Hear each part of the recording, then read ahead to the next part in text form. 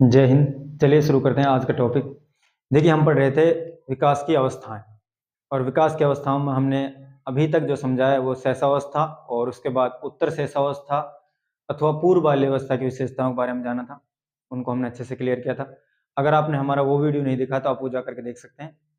तो आज हम जो समझेंगे वो बाल्यावस्था के बारे में जानेंगे और अच्छी तरह इसको क्लियर करेंगे। देखिए, हम बाल्यावस्था की विशेषताओं के बारे में समझते हैं कि बच्चे के अंदर बाल्यावस्था में कौन कौन से परिवर्तन आते हैं और उसकी उनकी उन सब की क्या क्या विशेषताएं होती हैं। तो आज इन सब चीज़ों के बारे में समझते हैं। देखिए, बाल्यावस्था को अलग अलग मनोवैज्ञानिकों ने अपने अपने दृष्टिकोण से अलग अलग उनके बारे में कथन कहे हैं, उनके बारे में अपने विचार दिए बाल्यावस्था के बारे में। तो कुछ जनरल विचार हैं, जो चीज़ें बच्चे के अंदर विशेषताएं बाल्यावस्था में पाई जाती हैं वो सब क्या है। देखिए, बाल्यावस्था, देखिए विकास की अवस्थाओं में से जब प्रश्न आता है तो विशेषताओं से प्रश्न आता है। अक्सर करके एग्जाम में देखा जाता है कि अवस्थाओं में से जब प्रश्न आएगा तो वो विशेषताओं में आएगा। यानी कि जैसे कि गेम एज किसे कहा जाता है, गेंग एज किसे कहा जाता है, प्ले एज किसे कहा जाता है। तो ये सब इस टाइप के जो प्रश्न आते हैं वो बाल्य यानी कि विशेषताओं में से आते हैं। यानी कि बाल विकास की जो अवस्था है उसकी जो विशेषता है वहां से प्रश्न क्रिएट किया जाते हैं। तो चलिए इन विशेषताओं, बाल्यावस्था की विशेषताओं के बारे में जानते हैं। देखिए, बाल्यावस्था यानी कि बाल्यावस्था की जो उम्र होती है बच्चे की वो कितने वर्ष होती है। यानी कि जब बच्चा 7 से 12 वर्ष के मध्य में चल रहा होता है, यानी कि 7 से 12 वर्ष का जो ये टाइम पीरियड है, इस अवस्था में जब बच्चा चल रहा होता है तो उसे बाल्यावस्था कहते हैं। तो इन सब बाल्यावस्था की विशेषताएं जैसे कि इसे play as, game as, sport as, यानी कि अलग अलग नामों से इसको जाना जा सकता है। यानी कि खेलने की अवस्था, यानी कि बाल्यावस्था को खेलने की अवस्था कहा जाता है। यानी कि बाल्यावस्था में बच्चा अत्यधिक जो उसका ध्यान आकर्षित होता है वो खेल कूद की तरफ होता है। मतलब वो खेलना बहुत ज्यादा पसंद करता है। मनोवैज्ञानिकों ने कहा है कि एक भी बाल्यावस्था मतलब एक भी ऐसा गेम नहीं होता जिसको बच्चा बाल्यावस्था में खेल नहीं लेता। तो बच्चा इसमें अत्यधिक खेलना पसंद करता है, तो इसलिए इसे प्ले एज, गेम एज या स्पोर्ट एज के नाम से भी जाना जाता है। इसके बाद स्कूल एज, विद्यालय की अवस्था। यानी कि बच्चा, देखिए जब बच्चा स्कूल कब जाता है, बच्चा यानी कि 6 वर्ष के बाद स्कूल जाना शुरू करता है। यानी बच्चा जब 5-6 वर्ष का हो जाता है तो उसके बाद स्कूल जाना प्रारंभ करता है। तो बच्चा बाल्यावस्था में जैसे ही इंटर करता है, जैसे ही बाल्यावस्था में प्रवेश करता है तो हम उसको स्कूल भेजना शुरू कर देते हैं। और पूरी बाल्यावस्था, उसके बाद किशोरावस्था तक मतलब बच्चा स्कूल में चलता रहता है। तो इसलिए इसको विद्यालय की अवस्था भी कहा गया, यानी कि स्कूल एज। यानी कि बच्चा बाल्यावस्था में प्रवेश जैसे ही करता है तो उसका स्कूल में भी तुरंत प्रवेश हो जाता है, इसलिए इसको स्कूल एज। गैंग एज या टोली या दल की अवस्था, यानी कि जो बच्चा बाल्यावस्था में जो बच्चा होता है वो अपना एक समूह बनाकर रहना पसंद करता है।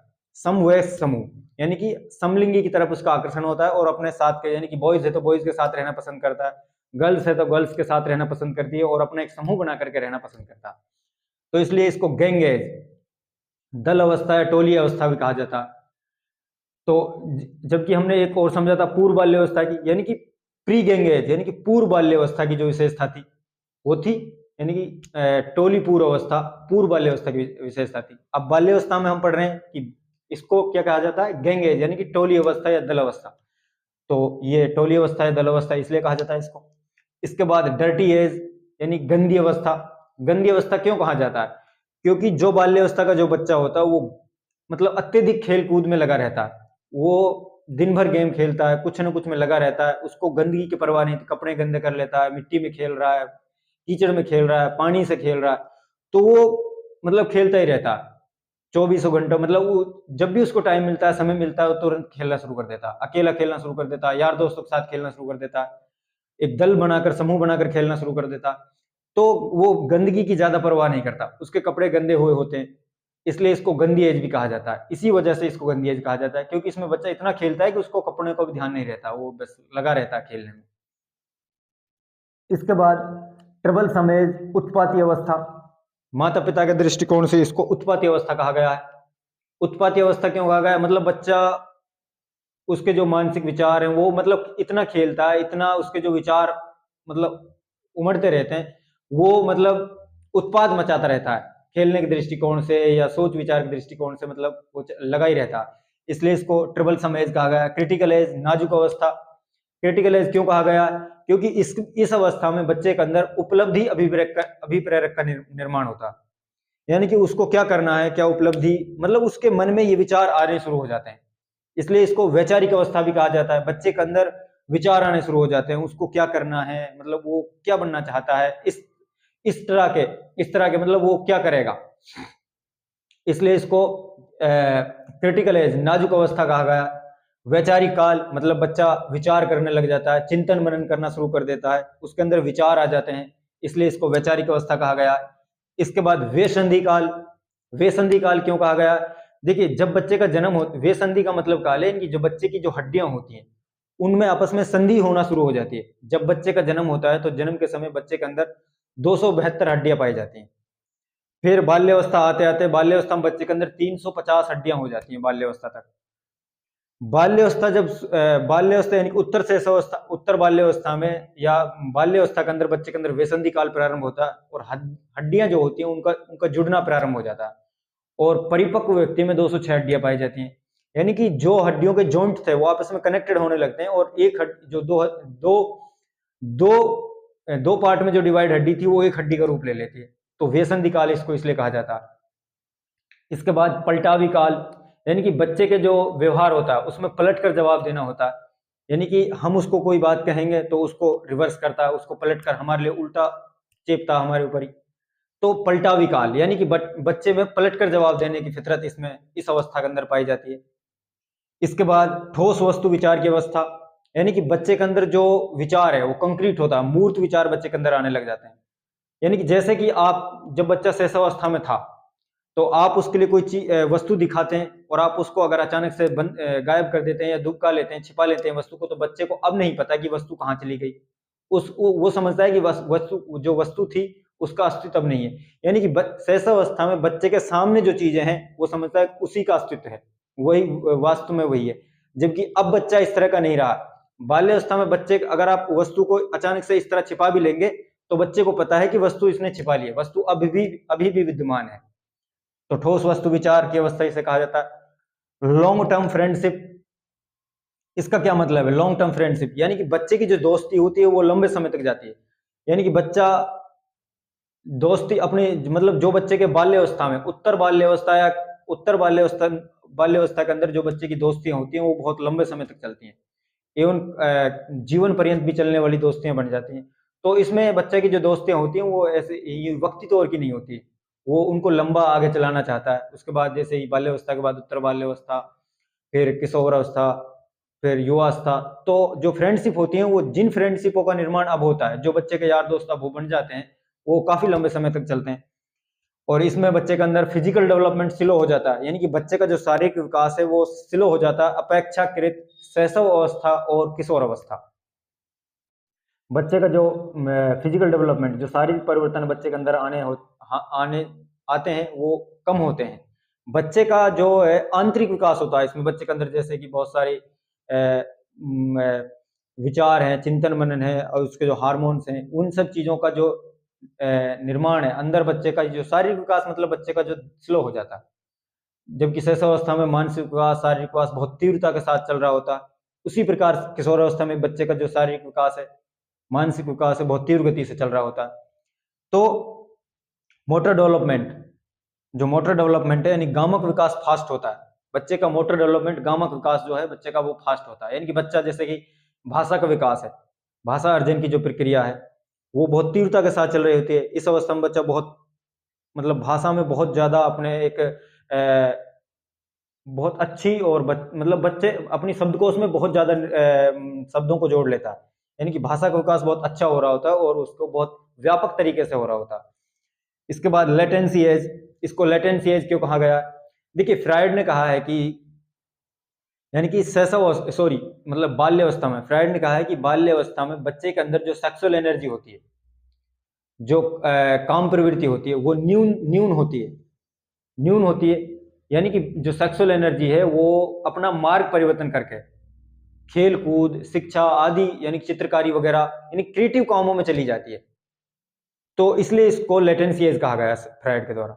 इसको लेटेंसी एज कहा गया, क्योंकि इसमें जो काम प्रवृत्ति बच्चे की न्यून होती है, जबकि शैशवावस्था में जो काम प्रवृत्ति होती है, जो सेक्सुअल डिजायर्स होती है, बच्चे की जो सेक्सुअल एनर्जी होती है बहुत तीव्र होती है। तो बाल्यावस्था में, यानी कि देखिए कि शैशवावस्था और किशोर अवस्था की जो विशेषताएं वो आपस में मैच करते हैं, उसी प्रकार किशोर अवस्था में बच्चे के अंदर जो सेक्सुअल डिजायर है वो बहुत ज्यादा तीव्र होती है, यानी विषमलिंगी की ओर आकर्षण बहुत ज्यादा होता है। जबकि बाल्यावस्था में समलिंगी की ओर आकर्षण होता है, बच्चा अपने साथ के यानी कि समवयस्क समूह के साथ रहना पसंद करता है। जबकि शैशवावस्था और किशोर अवस्था में बच्चा विपरीत लिंगी की ओर आकर्षण अत्यधिक होता है उसका। तो लेटेंसी है, यानी कि सेक्सुअल जो एनर्जी है बच्चे की, वो उसका मार्ग परिवर्तन करके खेल कूद है, चित्रकारी है, यानी कि विधायकता अथवा रचनात्मक कार्यों में चली लग जाती है, इसलिए इसको लेटेंसी एज कहा गया। इसके बाद एरिक्सन ने इसे इंडस्ट्री वर्सेज इंफीरियोरिटी, उद्यमिता वर्सेज हीनता की भावना कहा है। मतलब इसमें बच्चे के अंदर, देखिए बच्चा एक तो मतलब उद्यमिता, मतलब नए नए कार्य करता रहता है, मतलब बच्चा क्रिएटिव काम करता है, और एक बच्चे के अंदर हीन भावना होती है। इसमें इस अवस्था में बच्चे के अंदर हीन भावना आ जाती है कि यार मैं ऐसा क्यों हूँ, ये है फला, ये चीज है। तो ये सब चीजें, इसलिए इसको एरिक्सन ने इंडस्ट्री वर्सेज इंफीरियोरिटी भी कहा है। इसके बाद बच्चे के अंदर और देखिए क्या क्या विशेषताएं पाई जाती हैं, जैसे प्याजे ने कहा इसे कंक्रीट ऑपरेशनल स्टेज, यानी कि मूर्त संक्रियात्मक अवस्था। इसका क्या मतलब है? इसका मतलब यही है कि बच्चे के अंदर मतलब मूर्त चिंतन पाया जाता है, उसके अंदर चिंतन जो पाया जाता है वो मूर्त चिंतन पाया जाता है, और उसके अंदर तर्क करना और कल्पना करना, मेमोरी, ये सब चीजें, इन सब चीजों का विकास हो जाता। इसके बाद फ्रायड ने इसको जीवन का निर्माण काल कहा है, निर्माणकारी अवस्था कहा है, निर्माणकारी काल, यानी कि बच्चे के जीवन का निर्माणकारी काल क्यों है, यानी कि बच्चा भविष्य में क्या करने वाला है, इन सब चीजों का निर्माण अभी से निर्धारित, यानी कि इस अवस्था से होना शुरू हो जाता है। तो एक नींव के आधार पर इसको, यानी कि निर्माणकारी अवस्था, यानी कि बच्चे के जीवन का, व्यक्तित्व का निर्माण किस प्रकार होगा, इन सब चीजों का निर्धारण बाल्यावस्था की विशेषताओं, बाल्यावस्था में बच्चे की कार्य क्षमता, कार्यशैली, उसके सोच विचार करने की क्षमता, चिंतन मनन करने की क्षमता, उसके आईक्यू लेवल, इंटेलिजेंसी पावर, उसकी क्यूरियोसिटी, इन सब चीजों के आधार पर हम निर्धारित कर सकते हैं और तय कर सकते हैं। इसके बाद कोलब्रुस ने का इसको जीवन का अनोखा काल कहा है। जीवन का अनोखा काल है ही भैया वास्तव में, मतलब बच्चा मस्त रहता है, अपने मस्ती में मस्त रहता है, उसको जो कुछ करना है वो खुद करता रहता है, मजे मजे के साथ में रहता है। निश्चिंतता बच्चे के अंदर पाई जाती है, बिल्कुल चिंता नहीं होती उसको किसी दूसरे की, किसी की, तो बच्चा मस्त रहता। किलपैट्रिक ने प्रतिद्वंदात्मक सामाजिकरण काल कहा। इसका मतलब क्या है? देखिए बच्चा बाल्यावस्था में जैसे ही शुरू करता है तो उसका सामाजिकरण होना शुरू हो जाता है, यानी कि बच्चा समाज में आना शुरू हो जाता है, बच्चा समाज में आ जाता है। जैसे कि देखिए आप उसको जब स्कूल भेजते हैं, विद्यालय जब बच्चा जाता है, तो विद्यालय के अपने एक नियम कानून होते हैं, तो बच्चे को उन नियम कानूनों को मानना पड़ता है और उनको फॉलो करना पड़ता है। जबकि उसका मन चाह नहीं रहा होता, भाई बच्चे को अभी हैबिट नहीं है, उसको आदत नहीं है कि स्कूल में 3 घंटा या 6 घंटा बैठने की, बट उसको बैठना पड़ रहा है। वहां के जो समाज, वो भी एक परिवार है, समाज है, तो वहां के जो नियम कानून है उनका, उसका मन तो करता नहीं है इन सब चीजों को करने के लिए, तो उनका वो एक प्रतिद्वंद यानी कि विरोध करता है। तो प्रतिद्वंदात्मक सामाजिकरण की अवस्था इसलिए कहा गया, यानी कि सामाजिक नियमों का बच्चे के मन में आ रहा होता है, इनको चीजों को मानूं या नहीं मानूं, स्कूल जाऊं या ना जाऊं, तो उसके मन में प्रतिद्वंद चलता रहता है, द्वंद की स्थिति में होता है, कॉन्फ्लिक्ट रहता है उसके अंदर, तो इसलिए इसको प्रतिद्वंदात्मक सामाजिकरण की अवस्था कहा गया। इसके बाद रोस ने कहा है छदम परिपक्वता या मिथ्या परिपक्वता, जिसे स्यूडो मैच्योरिटी, स्यूडो मैच्योरिटी यानी कि छदम या मिथ्या, मिथ्या मतलब झूठ, परिपक्वता मतलब झूठी परिपक्वता, यानी कि बच्चे को लगता है कि वो परिपक्व हो गया है, बच्चा इस तरह बिहेव करता है कि जैसे कि वो परिपक्व हो गया है, जबकि वो परिपक्व एक्चुअल में परिपक्व होता नहीं है, वास्तविक रूप से थोड़ी परिपक्व होता है बच्चा। परिपक्वता तो भाई उत्तर किशोरावस्था तक आती है परिपक्वता बच्चे के अंदर। बच्चा अभी अर्ली चाइल्डहुड है, मतलब बच्चा मतलब बाल्यावस्था में, चाइल्डहुड में चल रहा है, तो परिपक्वता इतनी जल्दी थोड़ी आती है, बट वो हमारे सामने या लोगों के सामने इस तरह का बिहेव करने की कोशिश करता है जैसे कि वो परिपक्व है, मैच्योर है। जैसे कि लड़की है कोई, अगर उसकी मम्मा साड़ी पहन रही है तो लड़की भी साड़ी पहनने की कोशिश करती है, उसी टाइप के जूते चप्पल पहनने की कोशिश करती है। बच्चा बड़े बड़े जूते चप्पल पहनना शुरू करता है, यानी कि अपने बड़े बहन भाइयों को जूते पहन लेता है, बड़े बहन भाइयों को चप्पल पहन लेता है। तो इसका मतलब है कि वो लोगों को दिखाता है भाई मैं बड़ा हो गया हूँ, मैं मैच्योर हो गया हूँ, जबकि उसकी जो ये मैच्योरिटी, जो दिखाव की जो मैच्योरिटी है, ये मिथ्या है, ये मतलब झूठ है, तो इसलिए इसको स्यूडो मैच्योरिटी कहा गया। इसके बाद कैरल हार्नी ने मूल दुश्चिंतता की अवस्था यानी कि बेसिक एंजाइटी, मतलब बच्चे के अंदर मूल दुश्चिंता की अवस्था इसको कहा है, यानी कि बच्चे के अंदर एंजाइटी पैदा होनी शुरू हो जाती है, मूल दुश्चिंतता। इसके बाद निरुद्देश्य से भटकने की अवस्था, ये श्रील बर्ट ने कहा निरुद्देश्य से भटकने की अवस्था, मतलब बच्चा अपने काम कार्यों में लगा रहता है, यानी कि वो कुछ न कुछ करता रहता है। इसमें ये अवस्था एक चुनौती है, यानी कि बच्चा कहीं ना कहीं अपने उद्देश्य से ना भटक जाए। इसलिए माँ बाप के लिए चाहिए कि बच्चे को सही और अच्छे कार्यों में लगाएं, उसके लिए सही काम करने के लिए दें, तो उसको एक सही माहौल में डालें, नहीं तो बच्चा कहीं ना कहीं अपने उद्देश्य से ना भटक जाए। इसलिए इसको निरुद्देश्य से भटकने की अवस्था का। इसके बाद हमारी अगली विशेषता है आरंभिक विद्यालय अवस्था, यानी कि एलिमेंट्री स्कूल एज। इसका मतलब यह है कि देखिए भाई, जब बच्चा बाल्य अवस्था में इंटर करता है, जैसे ही बाल्य अवस्था में बच्चा प्रवेश करता है तो बच्चे का एडमिशन स्कूल में करा दिया जाता है, क्योंकि जो बाल्य अवस्था की शुरुआत की एज है, जैसे कि बाल्य अवस्था की शुरुआत होती है 6-7 वर्ष से, 7 वर्ष से 12 वर्ष तक बाल्य अवस्था रहती है। तो बच्चा 5-6 वर्ष का, यानी कि उत्तर शैशवावस्था या पूर्व बाल्य अवस्था, यानी कि बाल्य अवस्था कहें अपन इसको, यानी कि जो बाल्य अवस्था है उसको आरंभिक विद्यालय की अवस्था कहा गया। यानी कि बच्चा प्राइमरी लेवल पे, एलिमेंट्री स्टेज जो होती है बच्चे की, वो बाल्य अवस्था होती है, और उस टाइम में बच्चा स्कूल में चल रहा होता है, इसलिए इसको यानी कि एलिमेंट्री स्कूल एज, मतलब बच्चा विद्यालय जाना प्रारंभ कर देता है, और इसलिए इसको विद्यालय की अवस्था, मतलब विद्यालय की आरंभिक अवस्था कहा गया, जो शिक्षक मानते हैं इसको इस तरह से। इसके बाद अभिभावक इसको चातुर्य काल, यानी कि क्लेवर एज या स्मार्ट एज, बच्चा इसमें बहुत चतुराई से कार्य करता है, चतुर होता है, यानी कि क्लेवर होता है, चालाक होता है, मतलब वो चीजों के साथ इस तरह से डील करता है, बहुत चालाकी के साथ चीजों को डील करता है। तो माँ बाप इसको मानते हैं स्मार्ट एज है, ये क्लेवर एज है, बच्चा इसमें चतुर होता है। तो ये सब इस तरह से कुछ मनोवैज्ञानिकों के दृष्टिकोण से बाल्यावस्था के बारे में उनके विचार थे। इसके बाद और जो इसकी विशेषताएं हैं, जैसे कि यथार्थ से परिचय, यानी कि रियलिस्ट, बच्चा वास्तविकता से, इस अवस्था में बच्चे का परिचय वास्तविकता से होता है कि यथार्थ क्या है, एक्चुअल में चीजें हैं क्या वास्तव में। तो चीजों को वो मूर्त रूप में देखता है, वास्तविक रूप में देखता है। अब यानी कि जब बाल्यावस्था में बच्चा पहुंचता है तो उसका वास्तविकता से असल परिचय होता है कि चीजें वास्तव में किस तरह की हैं, जो चीजें हैं वे वास्तव में हैं या नहीं है। यानी कि जैसे कि मैंने पहले बताया था कि यानी कि बच्चे को अगर कोई हम खिलौना दें और उसको अचानक से उसके सामने से गायब कर लें, तो अब उसको यानी कि शैशवावस्था में अगर बच्चा है तो उसको लग रहा होता है कि खिलौना वास्तव में गायब हो गया, जबकि ऐसा नहीं है। अब यहाँ पर बच्चा समझता है या वास्तविकता को, कि वास्तविकता एक्चुअल है क्या। उसको पता है कि अभी भी खिलौना विद्यमान है, मतलब खिलौना का अस्तित्व अभी भी है, खिलौना अभी भी है, वो गायब नहीं हुआ, बस छुपा लिया गया। तो बच्चे का परिचय यथार्थ से होता है। इसके बाद विधायकता या रचनात्मकता का दौर इस अवस्था को कहा जाता है। इसका क्या मतलब है, यानी कि विधायकता या रचनात्मकता का दौर इस बाल्यावस्था को क्यों कहा जाता है, और विधायकता और रचनात्मकता है क्या चीज। यानी कि बाल्यावस्था में, चाइल्डहुड में बच्चे के अंदर क्रिएटिविटी का जन्म होता है, और बच्चे के अंदर क्रिएटिविटी पाई जाती है, वो रचनात्मक कार्य करता है, यानी क्रिएटिव कार्य करता है, क्रिएटिव गेम। देखिए जैसे बच्चा मतलब खेल रहा होता है तो खुद से ही अनेकों तरह का गेम बना लेता है वो, मतलब किसी भी, अगर आप उसके पास एक खिलौना है, एक गुड्डा है, तो उसको राजा मानना शुरू कर देता है। या फिर कोई भी गेम है, जैसे सपोज करो अगर उसके पास कोई कागज का टुकड़ा है, कागज है, तो उसको हेलीकॉप्टर मानना शुरू करके उड़ाने लग जाता है, उसको वो एरोप्लेन काउंट करने लगता है। मतलब उसके अंदर क्रिएटिविटी पाई जाती है, वो खुद से निर्माण करता है गेमों का, अकेला खेलता हुआ, दोस्तों के साथ खेलता हुआ बहुत सारे गेम बना लेता। तो यानी कि बच्चे का जो ये दौर है, ये क्रिएटिव दौर है। और फ्राइड ने कहा भी है कि जो बच्चे के अंदर जो सेक्सुअल एनर्जी होती है, वो मार्गांतरीकरण करके खेल कूद या रचनात्मक कार्यों में दिखती है। तो इसका मतलब ये है कि इस अवस्था में बच्चे के अंदर क्रिएटिविटी पाई जाती है। तो विधायकता या रचनात्मकता का दौर इसे कहा गया है। संग्रह की प्रवृत्ति, मतलब बच्चा कलेक्टिव होता है, वो चीजों का संग्रहण करता रहता है, मतलब उसके पास जैसे 2 खिलौने, तो अपने खिलौनों को एकत्रित करता है, एक साथ रखता है।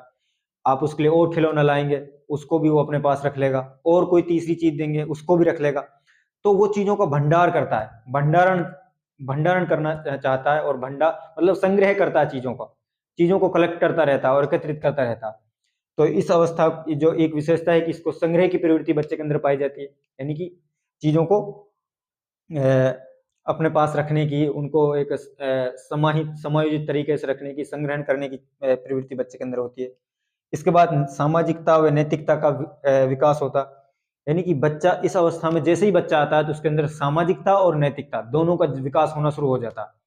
शैशवावस्था में बच्चा ना तो सामाजिक होता है ना ही गैर सामाजिक, मतलब ना ही असामाजिक ना ही सामाजिक, बल्कि गैर सामाजिक होता है, ना नैतिक ना अनैतिक। बल्कि जब बाल्यावस्था में बच्चा आता है तो वो सामाजिकरण उसके अंदर आना शुरू हो जाता है और सामाजिकता और नैतिकता का विकास होने लग जाता है।